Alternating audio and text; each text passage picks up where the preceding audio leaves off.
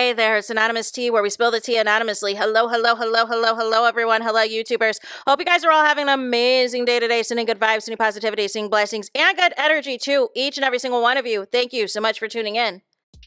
So, anything I say is alleged and in my very, very personal opinion. This is for entertainment purposes only. None of this is personal. The Copyright Act of 1976 is in the description box. Some meat and potatoes, some housekeeping items. It is free to follow me. Free to follow me on this channel, Anonymous Tea. Free to follow me on my other channel, Anonymous Tea Podcast. There is new content over there. Follow me on the Tickety Talk at Anonymous Tea Podcast. Free to follow me on the Instagram. On the Instagram, he's at Anonymous Reality Tea. Free to share everywhere. Free to like the video so it gets out to the algorithm. Free to share with your family, your friends, and your foes, and coming or going, hit the like button.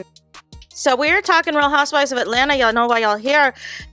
We are talking because there had been some preview clips that have dropped for episode 6. Now, they dropped most of them at the beginning of the week, but we were still unpacking and continuing to unpack the Kenya versus Britt of it all. Everything that took place at Kenya's spa and all of the fallout and who did what and who did when and who knew what and who knew when and everybody playing CYA and throwing people under the bus allegedly. So nonetheless, all these clips were dropping and nobody cared because everybody's trying to get the tea. And now Kenya's on YouTube and Porsha's on YouTube and Shamia's on YouTube. So everybody's on YouTube now because they realize the writing is on the wall for Real Housewives of Atlanta and the ratings are not rating. So therefore, why not get in front of your own narrative? But still, Bravo has a show that they have, film for Sweet 16. They still want y'all to tune in. And the clips that dropped, one was a couple of scenes with Kelly and her oldest daughter. Now, her oldest daughter is not who she has kids with, her ex-husband. So the first clip was about the fact that talking about, her issues with her ex-husband, and I guess an article that came out that basically said that he was arrested, he was in contempt, and then another clip that came out, because I think the first clip they were doing yoga or something, and then the second clip they were sitting down, and, the daughter had saw the article, and she was going to send it to her sister, but Kelly told her just send her the picture of her mom, because I guess they didn't like the picture that was used for Kelly, so they sent her, she was going to send her sister the picture of Kelly, but not the article in which that was talking about the ex-husband. And so Kelly basically had said that her ex-husband wants custody of the youngest kids. And, Kelly was, surprised that he wanted nothing to do with the oldest child.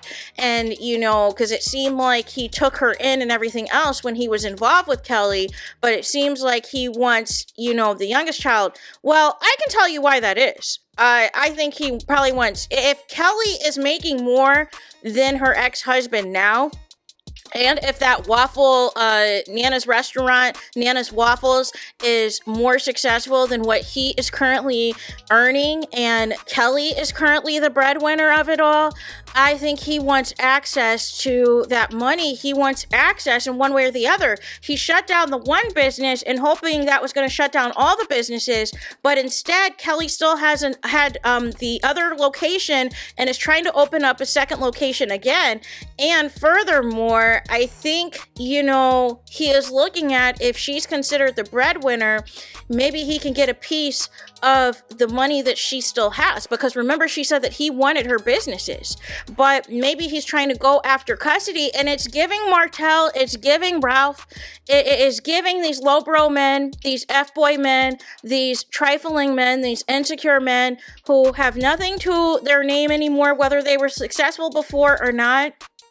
And now that the reality of the divorce has set in and everything else, they're trying to get a piece of the pie in any way possible. And if he gets custody of the youngest kids who are still minors, he can then, try to demand child support from Kelly. He can try to demand assistance from Kelly, even though he is the ninja that is the cause for the divorce in the first place with the alleged ABUSIVE behavior. So that was the one scene. Then there was, so that was 2 scenes there. Then there was a third scene that it looked like they were having some type of brunch or something, and it featured Drew Sidora, it featured Shamia, it featured Angela Oakley, and it featured Britt. And it looked like Angela Oakley was chewing out Britt and telling her she needed to mind her manners, she needed to be on some etiquette. But it was like a very short, minute, like 10-second clip, if you will. So that was the other clip. Then the fourth clip that was dropped was an extended scene, and it featured Drew Sidora, it featured Shamia, it featured Kelly, it featured Angela, and it featured Porsha. And so I'm wondering if this is going to be like the new like core group of it all, minus Britt. So I'm just kind of trying to keep some observations here on what this really is going to be. So we have Drew Sidora. She's talking about her divorce and just talking about how, you know, what happens during a divorce, how the relationships aren't the same, and how you're trying to manage everything else. And so then here comes Angela, you know, because her good friend is supposed to be Drew Sidora. But Angela is like, well, Porsha, aren't you going through a divorce too? And I was like, see? I was like, see, Angela, messy Angela is in motion, y'all. Messy Angela, the bone collector, is in motion. So then Porsha starts talking about her divorce with Simon. Angela, I believe, is the one that asked if Porsha would ever get back with Simon. And Porsha was like, no. Not getting back with him. So Porsha said her reasoning for not getting back with Simon is because of the disparaging comments that he has made about Portia's mama, Diane, Miss Diane. The same as Diane that Cordell was complaining about to Peter about Portia's mom allegedly sitting on the white furniture eating the pepperoni pizza. Cordell was not with it.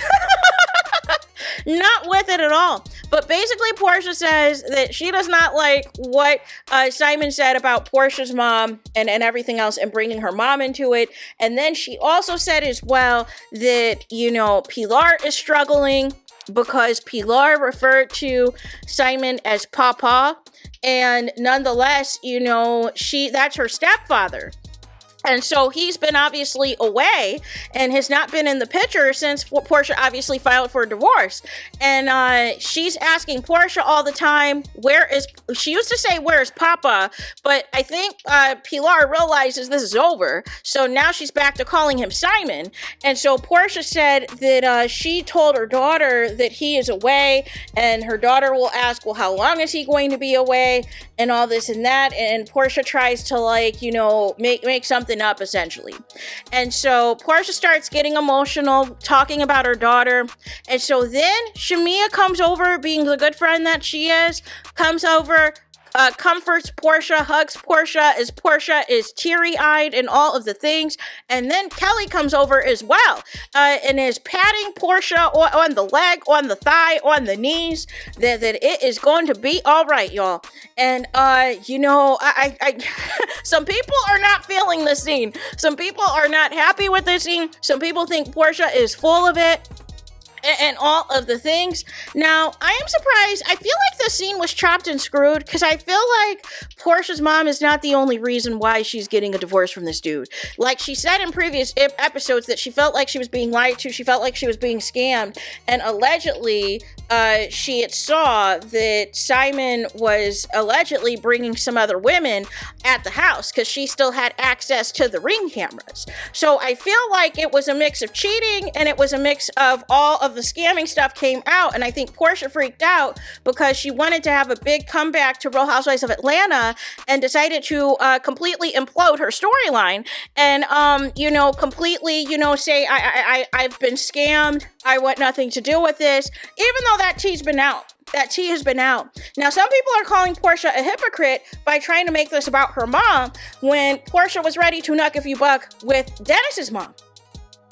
So nonetheless, they're confused as to why Porsha is taking this stance, but I think the scene was chopped and screwed, because I think there's like a list of reasons as to why Porsha filed for divorce from Simon and decided to blindside him and everything else. But nonetheless, they wanted to make this scene however they wanted to make it, so that is what we have to react to. So that is that for this video. I want to know y'all thoughts in the comments. What do you think of Porsha's revelation as to why she filed for divorce, even though it is different from what she said in the earlier episodes? What do you think of Kelly's scenes with her daughter? And what do you think of the scene where it looks like Angela is about to have a go at Brittany, even though she previously seemed like she was Team Brittany? So there's that. Let me know your thoughts in the comments. Please do not forget to like, comment, and subscribe. Hit the notification bell so you're notified the moment I post new content on my channel.